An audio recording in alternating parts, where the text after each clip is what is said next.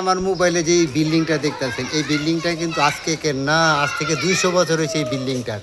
আমি এখন দোলেশ্বর আমাদের মধ্যমপাড়া করিম মিয়া সাহেবের বাড়ি, এটাকে বলে করিম মিয়া সাহেব জমিদার বাড়ি।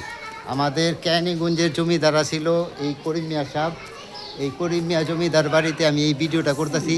আমার অনেকেই রিকোয়েস্ট করছে যে করিম মিয়ার বাড়ির একটা ভিডিও করেন।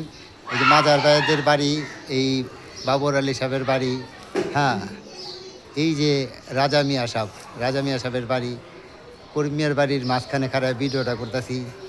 এই বাড়ির মাঝখানে প্রাচীনতম, এখন অনেকে নতুন নতুন বিল্ডিং করছে, কিন্তু এই বাড়ির বেশিরভাগ বিল্ডিংই 100-150 বছর আগের পুরানা বিল্ডিং ছিল।